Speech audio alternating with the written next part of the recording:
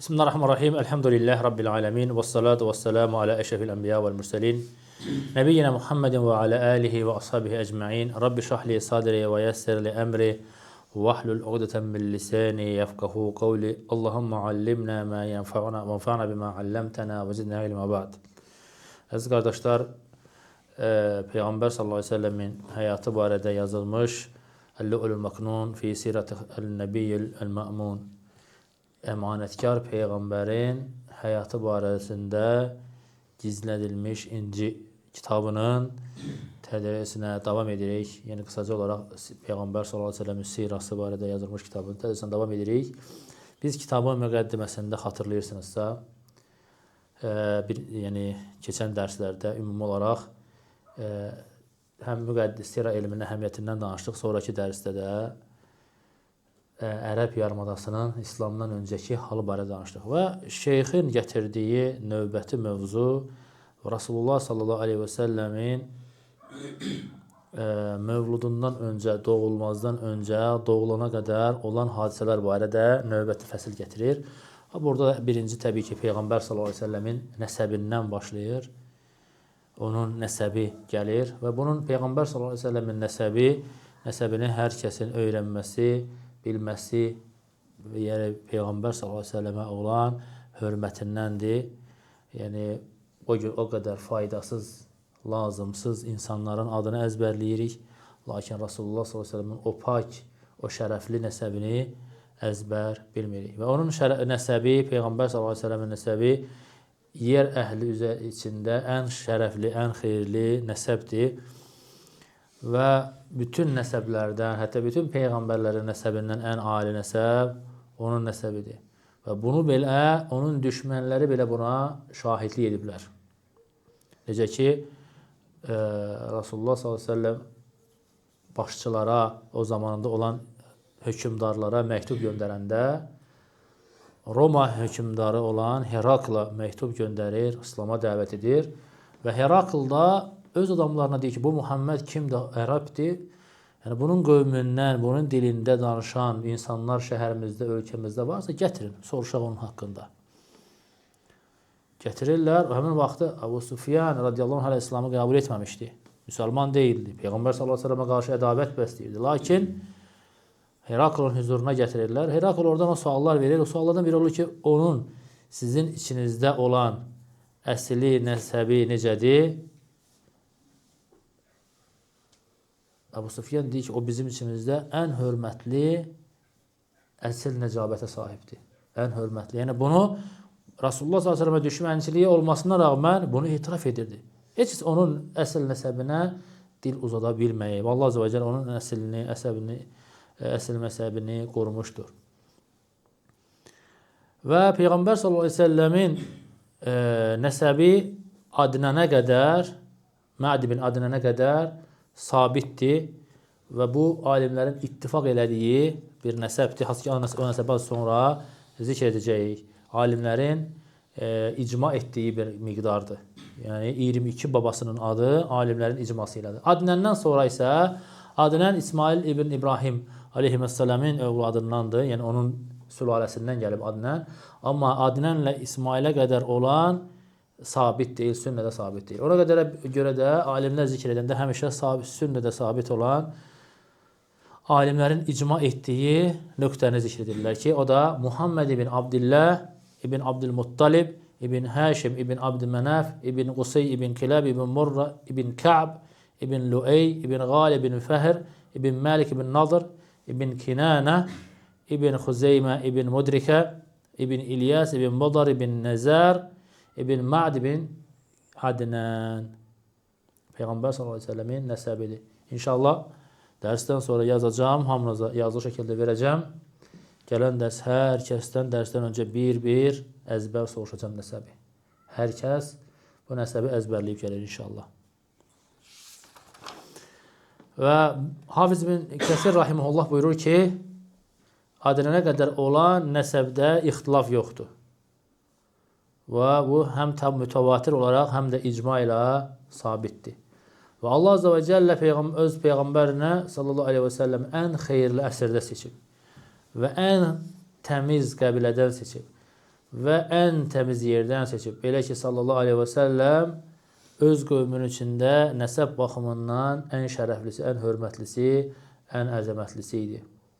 Qadı İyad rahimehullah buyurur ki, Peyğəmbər sallallahu aleyhi və səlləmin nəsəbinin şərəfinə gəldikdə və yaxud onun yaşadığı ölkənin dərəcəsinə gəldikdə isə buna hər hansı dəlilə ehtiyacı yoxdur. Çünki o Haşim övladlarından seçilmiş idi və Qureyşin ən hörmətli sülaləsindən idi. Ərəblərin ən şərəflilərindən idi. Ata və ana tərəfindən Məkkə əhli içərisində ən hörmətli insan idi. İmam Buxarinin rivayət elədiyi hədisdə, Əbu Hüreyrə radiyallahu anh gələn hədisdə Peyğəmbər sallallahu aleyhi ve sellem buyurur ki, mən Adəm övladlarından, yəni nəsil və nəsil olaraq ən xeyirli əsrdə doğuldum, göndərildim. Yəni Adəmdən sonra gələn nəsillərin içərisində, əsrlərin içərisində ən xeyirli əsr mənim göndərildiyim əsrdir.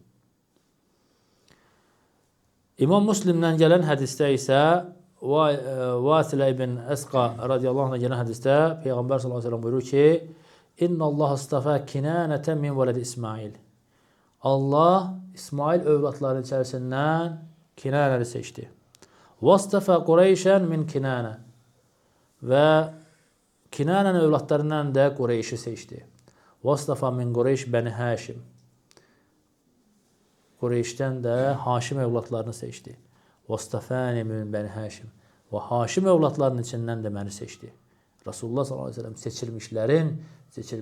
seçilmişi idi. Allah azze ve celle onu o şəkildə şərəfləndirmişdi. Və bu Peyğəmbər sallallahu aleyhi ve sellemin nəsəbi haqqında eyni zamanda onun nəsəbinin paklığı, təmizliyi barədə danışaq. Çünki Rasulullah sallallahu aleyhi ve sellemin soyu, kökü, ataları ata tərəfdən də, ana tərəfdən də ən pak insanlar idi. Onun şərəfinə heç bir cahiliyyə bulaşığı, yəni mundarlığı bulaşmamışdı. Hamısı şərəfli, pak insanlar idi. Bu barədə Rasulullah sallallahu aleyhi ve sellem'dən gələn, Əli radiyallahu anh gələn hədisdə Peyğəmbər sallallahu aleyhi ve sellem buyurur ki, xaractu min nikahin, mən deyir, nikahdan doğulmuşam deyir. Mən deyir, zinadan doğulmamışam. Düz Adəmdən öz ata-anama qədər. Rasulullah sallallahu aleyhi ve sellem, Allah azze ve celle onun sülaləsini o şəkildə qoruyub ki, ata-anası da nikahla evlənib, baba nənəsi də, babasının atası da, onun atası da düz Adəm əleyhissalamdan Rasulullah sallallahu aleyhi ve sellem'e qədər Allah azze ve celle onun nəslini, əsəbini bu şəkildə qoruyub. Yəni o nəsil Adəmdən Muhammed sallallahu aleyhi ve sellem'e qədər nəsəbində zina edərək zinadan övlad gətirən olmayıb. Allah azze ve celle onun əsl nəsəbini bu şəkildə qoruyub. Hədisi Əbu Nuaym fi Dəlalətün Nübüvvə kitabında rivayət edib və hədisin şahidləri var. Şeyx Albani Sahih Cami'də səhih olduğunu söyləmişdir. O ki qaldı Rasulullah sallallahu aleyhi ve sellemin yəni doğumundan öncə onun ailəsi barədə təbii ki ailəsinin məsələn biz yəni daha qədimlərə gedirək məsələn Peyğəmbər sallallahu aleyhi ve sellemin babalarından yaxud Adnan barədə və yaxud Kinanə barədə və onların başlarına gələn hadisələr barədə yəni təfsilatlı bir şey varid olmayıb. Onların sadəcə gələn nədir? Şəriətdə adlarıdır. Lakin əsas hadisələrin şaxələnməsi hardan baş verir? Həşimdən sonra baş verir. Peyğəmbər sallallahu aleyhi ve sellemin atasının babası olan Həşim ibn Abdülmənəfdən baş verir. Haşim ibn Abdülmənəfdən sonra artıq bu şaxələnmə baş verir. Və biz ona görə də Haşimin başına gələnləri və ondan sonra olan hadisələrdən danışacaq. Birinci Haşimdən, sonra onun oğlu Abdülmuttalibdən, ondan sonra onun oğlu Abdullahdan, yəni Rasulullah s.ə.v atasından, ondan sonra isə Peyğəmbər s.ə.v-in həyatı barədə danışacaq. Haşimin əsl adı Amr idi. Lakin niyə görə Həşim deyirdilər? Həşim sözünün mənası, alimlər buyururlar ki, onun bu adla adlandırmasının səbəbi sərid həşm etdiyinə görədir. Sərid nədir? Ətlə, yəni çörəyi ətin içinə, ətli yeməyin içinə qırıb insanlara pulsuz dağıtdığına görə ona həşm deyirlər. O çörəyi qırıb, ovxalayıb ətin içinə tökməyə. Bu da bir ərəb yeməyi idi. Buna etməyə həşm deyirlər. Ona görə ona həşm deyirlər. Və həşm həm çox imkanlı bir insan idi, həm də şərəf sahibi idi. Qureyşin içində söz sahibi idi. Və Məkkədə işlər bölünmüşdü. Həclərə xidmət məsələsində bölgü var idi. Bir neçə işlər var idi ki, ta qədimdən Məkkə əhli onu bölmüşdü. Həşimin payına düşən hacıların su ilə təminatı, bir də yeməklə təminatı idi. Həşim bunu öz üzərinə getirmiş. Yəni bunu pulsuz edirdi. Bundan hər hansı maddi maraq güdmürdülər. Subhanallah. İslamda deyildilər. Şirk üzərində idilər. Lakin həcələrə xidməti özlərinə şərəf bilirdilər. Və bunu nəsildən nəsilə ötürürdülər. Məsələn, açar isə Kəbənin açarları başqasında idi, Kəbənin örtüyü başqasında idi. Yəni bu hər qəbilənin öz əməli var idi. Haşimin əlində olan nə idi? Kəbənin, həclərin su ilə təminatı, bir də yeməklə təminatı idi. Yəni Abdülmənaf oğlanlarından Abdüddar oğlanları arasında bölünmüşdü. Abdüddar digər mansibləri, digər şeyləri götürmüşdü.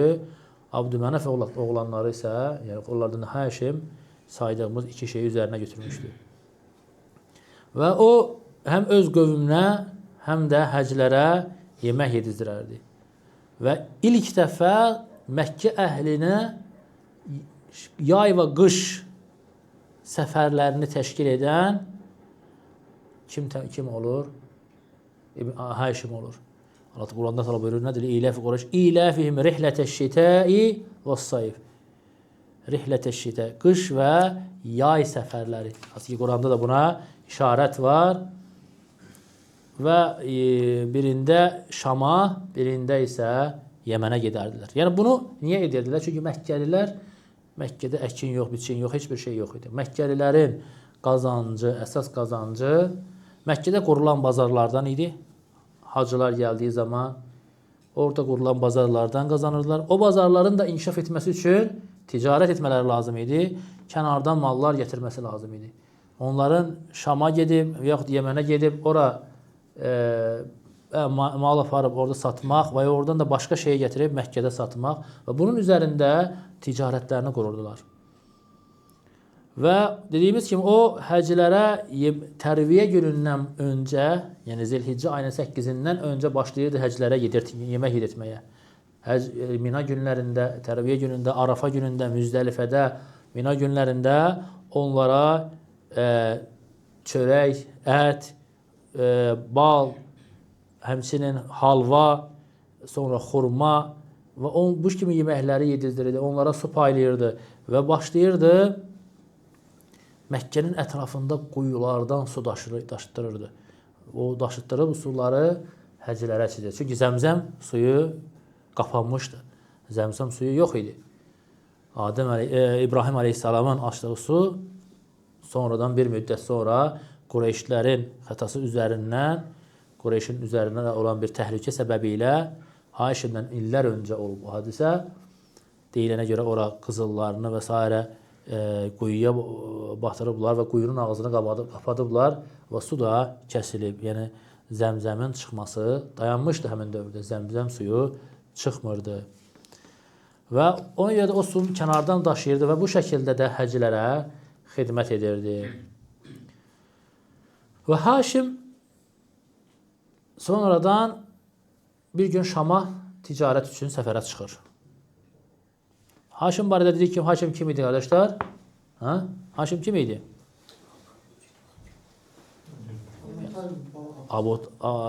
Peyğəmbər s.ə.v atasının babası, yəni Abdülmuttalibin atası idi. Deməli, Haşim Şama səfərə gedir. tacir oldu, dediyimiz kimi tacir. Və dönüşdə Mədinə üzərindən dönür. Və Mədinədən dönəndə və Mədinədə Səlmə bint Amr adlı qadınla evlənir. O da Bəni Nəccardan olan bir qadın idi. Və bu elə bir qadın idi ki, öz qövmündə şərəfli bir qadın idi. Söz sahibi idi. Həşimdən öncə Uheyhə ibn Cəlləh adlı Bəni Avs qəbiləsindən olan bu kişi ilə evlənmişdi. Lakin bu qadının, baxmayaraq ki, biz keçən dərsimizdə zikr etdik ki, qadının ümumiyyətlə ərəb yarımadasında hörməti yox idi, dəyəri yox idi. Lakin bu qadının o qədər şərəfli bir, hörmətli qadın idi ki, talağı öz əlində idi. Cahiliyyədə olan bir şey idi. Yəni istədiyi zaman bu boşanırdı. Özünə layiq bilmədiyi biri ilə evləndiriləndə boşanmağı özü tələb edirdi. Həmən, yəni bu da onun hörmətinə, o vaxtı onun dəyərinə dəlalət edirdi. Və Haşim onun haqqında eşidir, ona elçi düşür. Mədiniyə gəldiyi zaman ona elçi düşür. Və o da Haşim haqqında eşidir.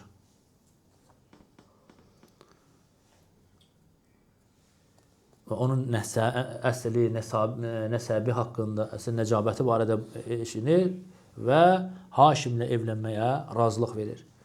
Və Haşim Səlmə ilə evlənir, Səlmə bint Amr Əl-Avsi ilə evlənir və bir müddət onun yanında qalır, sonra oradan təkrar Şama ticarət üçün dönür. Onu da ailəsinin yanında tərk edir və artıq hamilə qalır. Və Haşim həmin səfərdə vəfat edir. Qəzzada, Fələstin torpağında Qəzzada vəfat edir, orada dəfn olunur. Və həmin qadın Səlma bir uşaq dünyaya gətirir, adını Şeybə qoyur. Nə qoyur adını? Şeybə. Və bundan öncə Haşimin başqa övladları da var idi Məkkədə. Əsəd, Əbu Seyfi və Nadla adında 3 başqa övladı da var idi Şeybədən başqa. Yəni 4 oğlu olmuş olur. Və 5 də qızı var idi. Və Haşim vəfat etdiyi zaman öz qardaşı Muttalib də Haşimin qardaşlarından olur.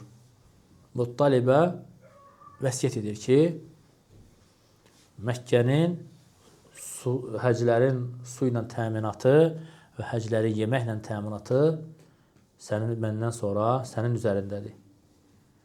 O da qövmündə hörmətli, şərəfli insanlardan idi. Öz doğma qardaşına vəsiyyət edir.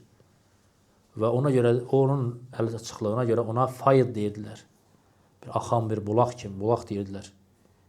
Həmən Muttalibə.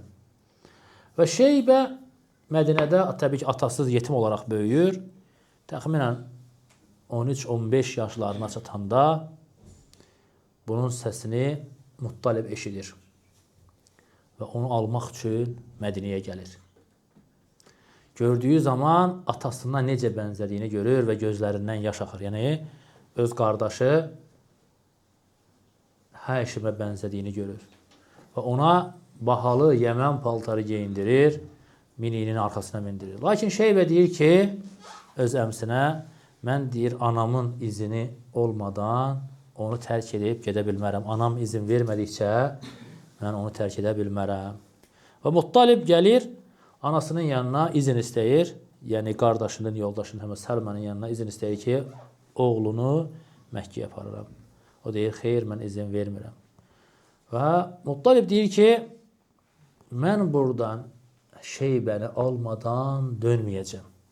Şeybəni götürməmiş, mənim buradan dönüşüm yoxdur. Çünki o mənim qardaşımın övladıdır. O artıq həddi buluq yaşına çatıb və o öz qövmündən başqasının, yəni başqa nəslin içində böyüməsi doğru deyil. Öz nəslinin içində, bizə demirlərəm, ot köküsündə bitər. Öz nəslinin içərisində, öz qövmünün içərisində böyüməlidir. Həyatını orada davam etməlidir. Və biz də öz qövmümüzdə ən şərəfli, ən hörmətli insanlarıq. Məkkənin bir çox işləri bizim üzərimizdədir. Onun ailəsi, onun qəbiləsi Məkkədə ən xeyirli insanlardır. Və sonradan artıq bunun israrı üzərinə Salma izin verir oğlunun əmsi ilə bərabər getməsinə, Muttaliblə bərabər getməsinə izin verir və yolçuluq Mədinədən Məkkəyə başlayır. Həmən Şeybə Muttalibin tərkibində, əmsinin tərkibində Məkkəyə gəlir. Və Qureyş bunu gördükdə nə deyirlər? Deyirlər, bu gələn Muttalibdir, Məkkədən özünə bir kölə, Mədinədən özünə bir kölə alıb gətirir. Ona görə o Şeybəni nə adlandırırlar? Abdülmuttalib, Müttəlibin köləsi. Muttalibin köləsi. Hətta Muttalib deyir ki, sizə vay olsun deyir, o mənim qardaşım Haşimin övladıdır. Onu Mədinədən gətirirəm. Amma insanların arasında artıq hər kəs ona Abdülmuttalib ləqəbini taxırlar və bu şəkildə də tanınır. Və Muttalib ibn Abdümanaf dediyimiz kimi Məkkədə qalır. Məkkədə suvarma, həclərin su ilə təminatı və eyni zamanda yeməklə təminatı işini öz üzərinə götürür. Və Şeybədə, yəni Abdülmuttalib də onun yanında, əmsinin yanında ona yardım edir. Və bir gün Muttalib səfərə çıxır ticarət üçün. Radmən deyilən, Yəməndə Radmən deyilən yerdə vəfat edir. Və ondan sonra onun işlərini Haşimin oğlu Abdülmuttalib üzərinə götürür. Onun işləri nə idi? Həclərə su vermək və yemək vermək. Və atalarından, babalarından miras aldığı bu xeyirli, bu şərəfli işi Abdülmuttalib həyata keçirir. Və Abdülmuttalib iri cüssəli, ağ və böyük cüssəsi olan bir insan idi. Və onu görən hər kəs onu sevərdi. Onu görən hər kəs sevərdi. Və elə bir hala gəlir ki, nə atası Həşimin, nə əmsi Muttalibin, nə onlardan qabaqki babalarının qazanmadığı, Məkkədə qazanmadığı hörməti Abdülmuttalib qazanır. Hər kəs onu sevir. Hər kəsin rəğbətini qazanır. Və ona Fəyyad adını verirlər. Yəni Fəyyad belə fışqıran deməkdir. Yəni bol axını olan deməkdir. Və hətta onun adların ləqəblərindən yaxud ona hörmətən deyirlər ki, Mut'imu tayris səmə, göydəki quşları yedirən deyərdilər. Göydəki quşları yedirən. Niyə görə? Çünki deyir, yeməklərdən götürərdi, aparardı dağların başına qoyardı ki, quşlar o yeməklərdən yesin. Nəinki insanları, Məkkə əhlini yedizdirərdi, ehtiyat sahiblərini yedizdirərdi. Nəinki kənardan gələn həcləri yedizdirərdi. Hətta heyvanları belə unutmazdı. Göydəki quşların belə, quşlar üçün belə yeməklər qoyardı ki, onlar da yesinlər. Və bu da onun, yəni hörmətinə, onun etdiyi əməllərdən biridir, hörmətinə dəlalət edir. Və Abdülmuttalib təkcə Məkkə əhli arasında hörmət olunan, təzim olunan birisi deyildi. Abdülmuttalib hətta Ərəb dünyasında, Ərəb yarımadasında insanların sevgisini qazanmışdı. Buna dəlillərdən biri də odur ki, Yəmən hökümdarı Mə'di Kərbin rəhbərliyinə Yəmənin taxtına çıxdığı zaman Mə'di Kərb Seyf ibn Ziyəzən adında bir şəxs Yəmənə hökümdar olaraq seçildikdə onu təbrik etmək üçün Abdülmuttalib də orada iştirak etmişdir. Və bu da deməli, yəni sıradan bir insan deyildi. Yəmən hökümdarının qəbuluna gedir, onu təbrik edəcək dərəcədə bir tanınan birisi idisə deməli, o təkcə Məkkədə tanınmırdı, o bütün Ərəb yarımadasında tanınırdı.